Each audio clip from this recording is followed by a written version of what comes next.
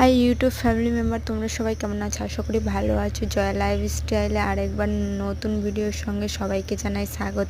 তো সকাল সকাল চলে গেছি আমি একটু জমিতে ঘুরতে, দেখতে পাচ্ছ। আর এইদিকে চারিদিকে জল আর জল, এগুলো কাদো করা হয়েছে, কিছুদিনের মধ্যে ধান লাগানো হবে। আর এইদিকে দেখতেই পাচ্ছ আমাদের পাট গাছগুলো অনেক বড় বড় হয়ে গেছে, প্রায় কাটার সিজন চলে আসছে। আর 15 কি 16 দিন পর কাটা হবে এগুলো, দেখতেই পারবে তোমরা। তারপরে এগুলো জলের মধ্যে ভিজিয়ে রাখতে হবে, তারপর ছুলতে হবে পাটগুলো, তারপর দেখতে পারবে কি কি হয়। আর এই যে আমাদের সবজি বাগান, কয়েকদিন আগে আমরা যে সবজিগুলো লাগিয়েছিলাম, বেগুন, লাফা, ভেন্ডি, সেগুলো তো দেখতেই পাচ্ছ একটু বড় হয়ে গেছে আর মাটি দেওয়া হয়ে গেছে। আর ঘাস জন্মাইছে, আবার বৃষ্টি পড়ছে ঝিপির ঝিপির, ওই জন্য।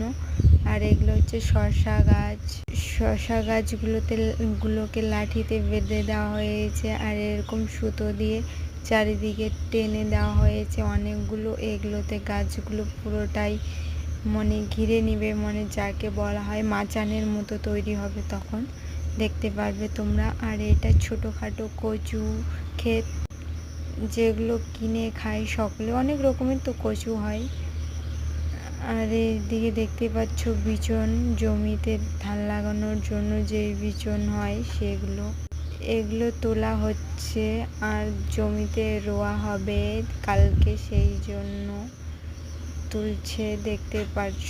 আর অর্ধেক তোলা হয়ে গেছে। এটা হচ্ছে আমাদের লঙ্কা জমি, আমার শাশুড়ি আর শ্বশুর মশাই ঘাস তুলছে। দেখতেই পাচ্ছ জমিটাতে অনেক ঘাস হয়ে গেছে, আর এগুলো সবসময় পরিষ্কার রাখতে হয় লঙ্কা জমি। আর বিচন যেহেতু তোলা হচ্ছে, ওই জন্য বিচন তোলার জন্য একটা কাঠের আনা হয়েছে, আর কাড়ি দিয়ে বাঁধা হবে। আর এইখানে ধান রোয়া হয়ে গেছে, কেমন লাগছে। আর আমাদের লঙ্কা গাছগুলো এতটুকুই হয়েছে, আস্তে আস্তে বড় হবে।